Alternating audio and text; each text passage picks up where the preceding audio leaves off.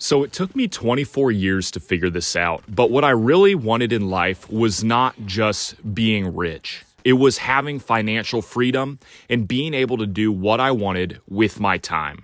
So I think this crazy mindset of being rich kind of occurred to people when they were 15 and downloaded Instagram for the first time and saw guys like Dan Bilzerian living it up on a yacht and driving his Ferrari down the highway in the middle of the summer. And while that sounds nice in theory, and it looks fantastic when you're 15 years old, you don't really realize until you start your first full-time career that the most important thing in life is time, not money. So maybe you have a couple extra goals in your life, like you don't want to just retire and be poor and have time. Like, I guess for me, I want to own a Corvette and still retire very young. So this leads us to a concept called FIRE. And a lot of you have probably heard of this movement, we'll say. FIRE stands for Financially Independent, Retire Early. And basically what we're doing right now is we calculate something called an FU number, or a number that tells you if your boss does something really stupid tomorrow, can you just quit? Just say FU, right? That's called the FU number. So for a lot of people, the FU number is their yearly expenses. So for me, I live in an apartment. My yearly expenses are $23,000, and you multiply that number by 25.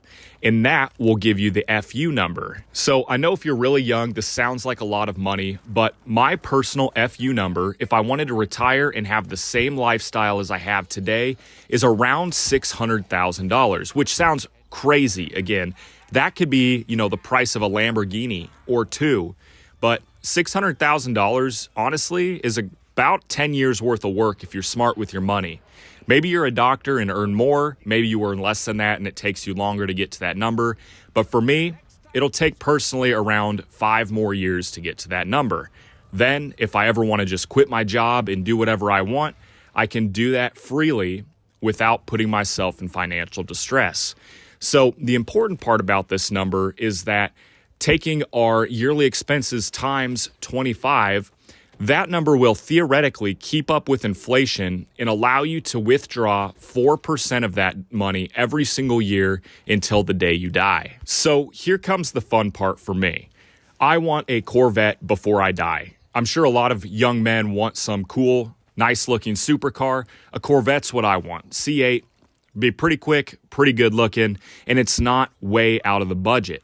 And so a normal C8 Corvette, if I were to buy it on a lease, would cost about $1,500 per month. So I'll take $1,500, multiply it by 12 months, and then multiply that number by 25.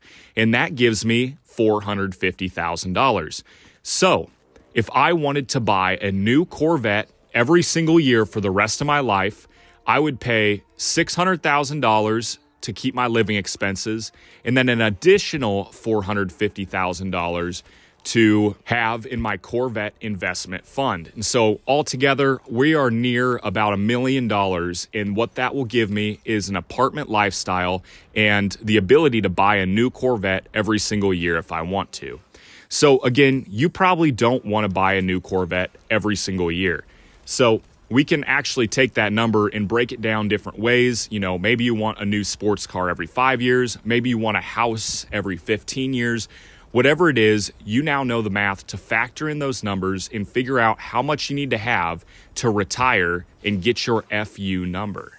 Now, I think this is pretty cool because in full reality, when you think about retirement and early retirement specifically, it's kind of a lofty goal.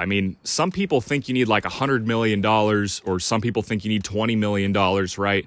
But if we break down the math and plan on what we want in life and remember to have a little bit of leeway. If we have a future family, wife, kids, if we want to send our kids to college, right? These all complicate the equation a little bit, but it gives you a clear goal in mind of how much money you need to have in order to retire as you are right now. And for a lot of people, this FU number might not even mean full retirement. This FU number could even be a lot lower if you wanted to, switch from your very stressful, highly complicated job that pays well and down the line switch to a job that pays less but still allows you to live your life. And so, in full reality, I don't want to retire young. I just want to buy myself my time back. I started working full-time 40 hours a week when I was 10 years old in small town Nebraska working for a farming company. And I've worked full-time ever since then. I'm now 25 years old and I've been working full-time for around 15 years now. And I'm just kind of getting tired of it. And so I've been starting to look further and further into my FU number and figuring out exactly what I need to retire if I want to. And for me, I won't retire fully. I just want to hand out dum-dums at Walmart when people are leaving and get paid $7 an hour, right? Pay for my food and know I've still got a really nice retirement, a house, a family, sending my kids to college, whatever it takes. I want to hit that number, and I don't feel like I need hundreds of millions of dollars to feel happy in life. My pure happiness comes directly from giving to others, spending time with others, and being able to travel and do whatever I want on my own time. Anyways, I'd be really curious to hear what you guys plan for your FU number. Would you want to retire as young and early as possible and forget about the luxuries of life? Or would you want to save a lot more, have a lot more luxuries in life, but retire at an older age? I'd be really curious to hear your guys' opinion on this. So go ahead and leave a comment. And if you haven't done so already, please subscribe. I don't have a lot of subscribers, and so I'm pretty desperate right now to make my grandma happy, right? So with that being said, appreciate y'all for watching, and we'll see you in the next video. Peace.